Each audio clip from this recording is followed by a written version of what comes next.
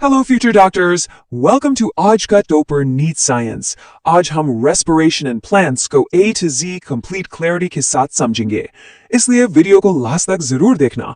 हर concept simple way में explain किया गया है।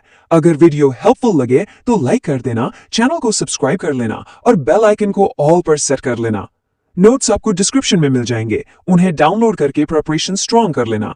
चलो स्टार्ट करते हैं। तो चलो एक बेसिक सवाल से शुरू करते हैं। आपने कभी सोचा है कि जो खाना हम खाते हैं उसकी एनर्जी आखिर जाती कहाँ है? मान लो आपने कुछ कार्बोहाइड्रेट रिच खाया, जैसे कि एक आलू। उसमें भरा होता है स्टार्च, जो एक बहुत बड़ा मॉलिक्यूल है। ये इतना बड़ा है कि हमारे ब्लड में डायरेक्ट नहीं जा सकता, तो हमारी बॉडी पहले उसे छोटे छोटे ग्लूकोज यूनिट्स में तोड़ती है। ये ग्लूकोज फिर हमारे ब्लड के थ्रू हर एक सेल तक सफर करता है। सेल के अंदर ऑक्सीजन की मदद से इस ग्लूकोज को और तोड़ा जाता है ताकि एनर्जी रिलीज हो, वही एनर्जी जिससे हम चलते हैं, बोलते हैं और सोचते भी हैं। इसी फंडामेंटल प्रोसेस को कहते हैं सेल्यूलर रेस्पिरेशन। अच्छा, यहाँ एक बहुत ही कॉमन कंफ्यूजन को क्लियर करना जरूरी है। कई लोग ब्रीथिंग और रेस्पिरेशन को एक ही चीज समझते हैं, पर ऐसा बिल्कुल नहीं है। ब्रीथिंग एक फिजिकल प्रोसेस है। ये बस गैस एक्सचेंज का काम है, जिसमें हम ऑक्सीजन अंदर लेते हैं और कार्बन डाइऑक्साइड बाहर निकालते हैं। दूसरी तरफ सेल्यूलर रेस्पिरेशन एक बायोकेमिकल प्रोसेस है। ये हमारे सेल्स के अंदर होता है, जहां ऑक्सीजन का इस्तेमाल करके फूड को तोड़कर एनर्जी रिलीज की जाती है। तो ब्रीदिंग तो सिर्फ पहला स्टेप है, असली एनर्जी प्रोडक्शन का काम सेल्यूलर रेस्पिरेशन में होता है। सेल के अंदर एनर्जी कैसे काम करती है, इसको समझने के लिए एक सिंपल एनालॉजी यूज करते हैं। इसे एक बैंक अकाउंट की तरह सोचो। एटीपी यानी एडिनोसिन ट्राइफॉस्फेट सेल का डायरेक्ट कैश है। इसे सेल्यूलर एक्टिविटीज के लिए तुरंत खर्च किया जा सकता है। फिर आते हैं मॉलिक्यूल्स जैसे NADH और FADH2। इन्हें आप चेक्स की तरह समझो। इनमें वैल्यू तो बहुत है, लेकिन आप इन्हें डायरेक्ट यूज नहीं कर सकते। इन्हें पहले कैश कराना पड़ता है। और सेल का बैंक जहां ये चेक्स कैश होते हैं, वो है इलेक्ट्रॉन ट्रांसपोर्ट सिस्टम यानी ETS। तो इस कोर आइडिया को याद रखना, ATP कैश है और NADH और FADH2 चेक्स हैं जो ETS बैंक में कैश होते हैं। तो अब आते हैं मेन सवाल पर, क्या प्लांट्स ब्रीथ करते हैं?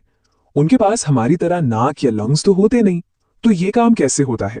जवाब है हाँ, वो बिल्कुल ब्रीथ करते हैं, लेकिन उनका सिस्टम हमसे बहुत अलग है और काफी एफिशिएंट भी।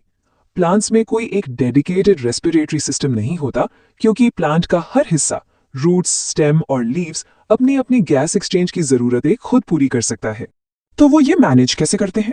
देखो, लीव्स की सरफेस पर छोटे छोटे पोर्स होते हैं, जिन्हें स्टोमेटा कहते हैं, जो लगभग 99% गैस एक्सचेंज संभालते हैं। वुडी स्टेम्स पर आपको ऐसे ही पोर्स मिलेंगे, जिन्हें लेंटिसल्स कहते हैं, जो बाकी का 1% काम करते हैं।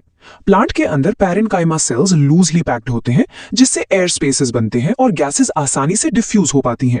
और एक बोनस भी है, प्लांट के ग्रीन पार्ट्स में फोटोसिंथेसिस से ऑक्सीजन भी बनती है, जिसमें से कुछ डायरेक्टली रेस्पिरेशन के लिए यूज हो जाती है। क्योंकि यह सिस्टम इतना डिसेंट्रलाइज्ड और सेल्फ सफिशिएंट है, प्लांट्स को लंग्स की जरूरत ही नहीं पड़ती। अब हम इस एनर्जी रिलीजिंग प्रोसेस के पहले मेजर स्टेज में एंटर कर रहे हैं, ग्लाइकोलिसिस। यह पाथवे इतना फंडामेंटल है कि यह धरती के लगभग हर लिविंग ऑर्गेनिज्म में पाया जाता है, बैक्टीरिया से लेकर इंसानों तक। यह सेल के साइटोप्लाज्म में होता है और इसे यूनिवर्सल माना जाता है, क्योंकि इसके लिए ऑक्सीजन की कोई जरूरत नहीं होती। इसका नाम ही इसका काम बताता है। ग्लाइको का मतलब है शुगर और लाइसिस का मतलब है स्प्लिटिंग। तो ग्लाइकोलाइसिस का सीधा साधा मतलब है शुगर का टूटना। जैसा हमने बताया, यह प्रोसेस साइटोप्लाज्म में होता है और एनारोबिक है, मतलब इसमें ऑक्सीजन की कोई रिक्वायरमेंट नहीं है। इसका प्राइमरी गोल सिंपल है, एक 6 कार्बन वाले ग्लूकोज मॉलिक्यूल को तोड़कर 2-3 कार्बन वाले मॉलिक्यूल्स बनाना, जिन्हें पायरुवेट कहते हैं। ग्लाइकोलिसिस 2 मेन फेजेस में होता है। पहला है इन्वेस्टमेंट फेज। इसको आप एक बिजनेस शुरू करने जैसा समझ सकते हो। पैसा कमाने के लिए पहले थोड़ा पैसा लगाना पड़ता है। यहां सेल 2 ATP मॉलिक्यूल्स खर्च करता है। पहला ATP ग्लूकोज में एक फॉस्फेट ग्रुप जोड़ता है, जिससे मॉलिक्यूल सेल के अंदर ट्रैप हो जाता है। फिर ग्लूकोज को उसके आइसोमर फ्रुक्टोज में कन्वर्ट किया जाता है। उसके बाद दूसरा ATP खर्च करके एक और फॉस्फेट ग्रुप जोड़ा जाता है। अब हमारे पास एक 6 कार्बन शुगर है, जिसके दोनों सिरों पर फॉस्फेट है, जो अब आसानी से बीच से टूट सकता है। अब आता है पे ऑफ फेज। जो इन्वेस्टमेंट किया था, उसका रिटर्न लेने का वक्त आ गया है। जब 6 कार्बन शुगर 2-3 कार्बन मॉलिक्यूल्स में टूट जाता है, तो हर एक से एनर्जी मिलना शुरू हो जाती है। इस फेज में पहले 2 NADH चेक्स बनते हैं, फिर 2 ATP कैश मॉलिक्यूल्स प्रोड्यूस होते हैं और आखिर में जब प्रोसेस पायरुवेट बनाने के लिए खत्म होता है तो 2 और एटीपी मॉलिक्यूल्स बनते हैं। क्योंकि ये दोनों 3 कार्बन मॉलिक्यूल्स के लिए होता है तो इस फेज का टोटल यील्ड है 4 एटीपी और 2 NADH चेक्स। तो नेट गेन क्या हुआ? ये टेबल बहुत इंपॉर्टेंट है, नीट अलर्ट। ये नंबर्स एनर्जी बजट को समझने के लिए की हैं। हमने एक ग्लूकोज मॉलिक्यूल से शुरू किया और 2 एटीपी इन्वेस्ट किए। पे ऑफ फेज में हमने 4 एटीपी बनाए। इससे हमें 2 एटीपी का नेट कैश गेन हुआ। साथ ही हमने 2 NADH चेक्स भी बनाए। अब अगर ये चेक्स बाद में ETS में कैश होते हैं तो हर NADH लगभग 3 ATP देगा। इसका मतलब है कि 2 NADH चेक्स से पोटेंशियल 6 और ATP मिलेंगे। इसलिए ग्लाइकोलिसिस का टोटल पोटेंशियल एनर्जी यील्ड है 8 ATP, 2 डायरेक्ट कैश से और 6 चेक से। ग्लाइकोलिसिस के एंड में हमारे पास बचता है पायरुवेट। ये मॉलिक्यूल अब एक चौराहे पर खड़ा है। इसका फ्यूचर पूरी तरह से एक चीज पर डिपेंड करता है, सेल के पास ऑक्सीजन अवेलेबल है या नहीं। ये सेल्यूलर मेटाबॉलिज्म का एक क्रिटिकल डिसीजन पॉइंट है। दोनों रास्ते बिल्कुल अलग हैं। अगर ऑक्सीजन अवेलेबल नहीं है यानी एनारोबिक कंडीशन, तो पायरुवेट साइटोप्लाज्म में ही फर्मेंटेशन करेगा। फर्मेंटेशन का मेन गोल ज्यादा एनर्जी बनाना नहीं बल्कि NAD+ नाम के मॉलिक्यूल को रीजनरेट करना है जो ग्लाइकोलाइसिस को चालू रखने के लिए जरूरी है। इससे लैक्टिक एसिड या इथेनॉल जैसे बाई प्रोडक्ट्स बनते हैं और एनर्जी यील्ड बहुत कम होता है। लेकिन अगर ऑक्सीजन मौजूद है यानी एरोबिक कंडीशन, तो पायरुवेट अगले स्टेज के लिए माइटोकॉन्ड्रिया में एंटर करेगा। यहां गोल है कंप्लीट ऑक्सीडेशन करके मैक्सिमम एनर्जी निकालना, जिसकी शुरुआत होती है उसे एसिटाइल CoA नाम के मॉलिक्यूल में कन्वर्ट करके। अब से हम एरोबिक पाथवे पर फोकस करेंगे, जो तब होता है जब ऑक्सीजन प्रेजेंट हो। पायरुवेट अब सेल के पावर हाउस यानी माइटोकॉन्ड्रियान में एंटर करने वाला है, जहां इसे पूरी तरह से तोड़कर ढेर सारी एनर्जी रिलीज की जाएगी। जैसे ही पायरुवेट माइटोकॉन्ड्रियल मैट्रिक्स में एंटर करता है, इसका ट्रांसफॉर्मेशन शुरू हो जाता है। इस प्रोसेस को लिंक रिएक्शन कहते हैं। यहां 3 कार्बन वाला पायरुवेट मॉलिक्यूल अपना एक कार्बन एटम कार्बन डाइऑक्साइड के फॉर्म में खो देता है। बचा हुआ 2 कार्बन का स्ट्रक्चर फिर ऑक्सीडाइज होता है, जिससे एक और NADH चक बनता है। फाइनल प्रोडक्ट एक 2 कार्बन का मॉलिक्यूल है जिसे एसिटाइल CoA कहते हैं। और याद रखना, क्योंकि एक ग्लूकोज से 2 पायरुवेट बने थे, ये पूरा रिएक्शन 2 बार होता है। अब ये एसिटाइल CoA मॉलिक्यूल अगले स्टेज में एंटर करने के लिए तैयार है, क्रेब्स साइकिल। इस साइकिल के सभी इंटरमीडिएट स्टेप्स को याद रखना थोड़ा चैलेंजिंग हो सकता है, तो यहां एक हेल्पफुल निमोनिक है सबस्ट्रेट्स का सीक्वेंस याद रखने के लिए। Cricket council of India appoints smart staff for main office. इसे नोट कर लो, ये एक नीट अलर्ट है। चलो अब इस निमोनिक का यूज करके साइकिल को ब्रेक डाउन करते हैं।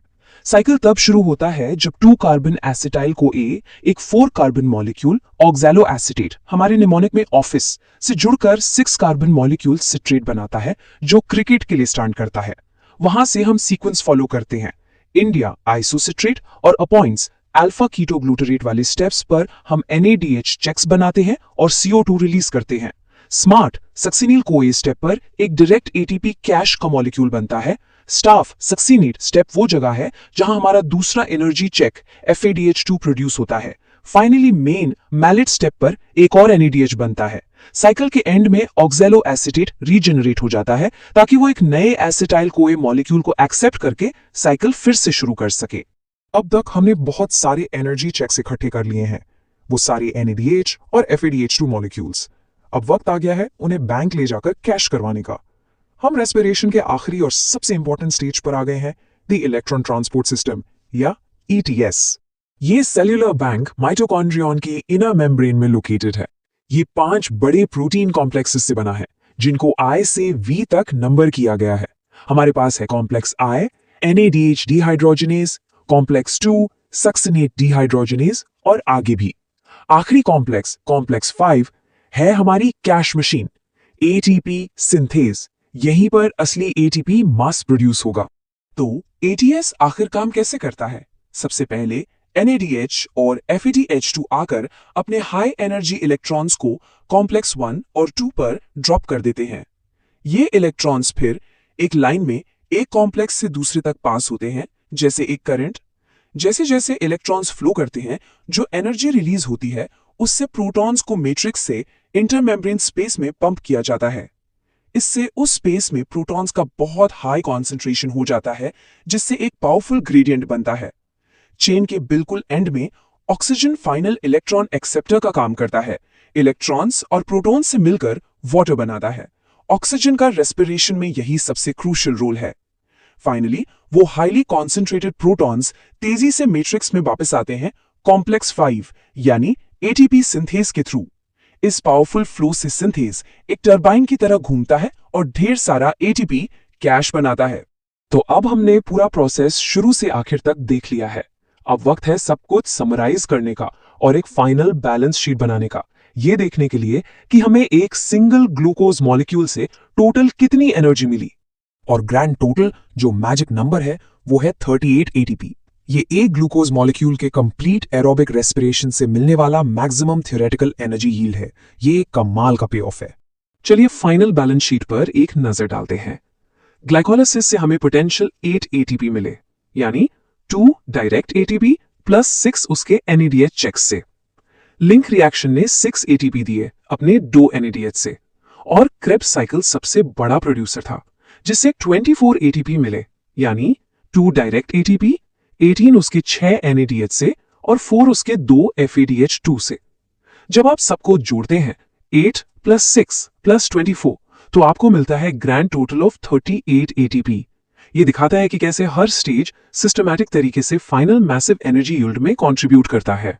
एक और इंपॉर्टेंट कॉन्सेप्ट है जो कवर करना है। रेस्पिरेशन सिर्फ एक कैटाबॉलिक पाथवे नहीं है, यानी ऐसा पाथवे जो सिर्फ चीजों को तोड़ता है। ये असल में एक एम्फीबॉलिक पाथवे है, जिसका मतलब है कि ये एक 2-वे स्ट्रीट है। पाथवे के इंटरमीडिएट्स जैसे एसिटाइल कोएंजाइम को बीच से निकालकर दूसरे मॉलिक्यूल्स जैसे फैटिक एसिड्स बनाने के लिए भी यूज किया जा सकता है। इस प्रोसेस को एनाबॉलिज्म कहते हैं। इसका मतलब है कि रेस्पिरेटरी पाथवे एक सेंट्रल हब है जो कार्बोहाइड्रेट, फैट और प्रोटीन मेटाबॉलिज्म को जोड़ता है। फाइनली आइए बात करते हैं रेस्पिरेटरी कोशेंट की या RQ की। इसका फॉर्मूला है volume of CO2 evolved divided by volume of O2 consumed. ये एक सिंपल रेशियो है जो हमें बताता है कि एक सेल किस तरह का फ्यूल जला रहा है। कार्बोहाइड्रेट जैसे ग्लूकोज के लिए RQ ठीक 1.0 होता है, फैट्स के लिए ये लगभग 0.7 होता है और प्रोटीन्स के लिए ये 0.9 के आसपास होता है। ये सेलुलर मेटाबॉलिज्म को स्टडी करने का एक प्रैक्टिकल तरीका है। तो एक सिंपल शुगर मॉलिक्यूल से लेकर कॉम्प्लेक्स रिएक्शंस की कैस्केड तक हमने देखा कि कैसे सारी लाइफ फूड को एनर्जी में कन्वर्ट करती है। अगर वीडियो हेल्पफुल लगा हो तो सब्सक्राइब जरूर करो, बेल आइकन को ऑल पर सेट करना मत भूलना। Thank you for watching. Stay focused on NEET 2027।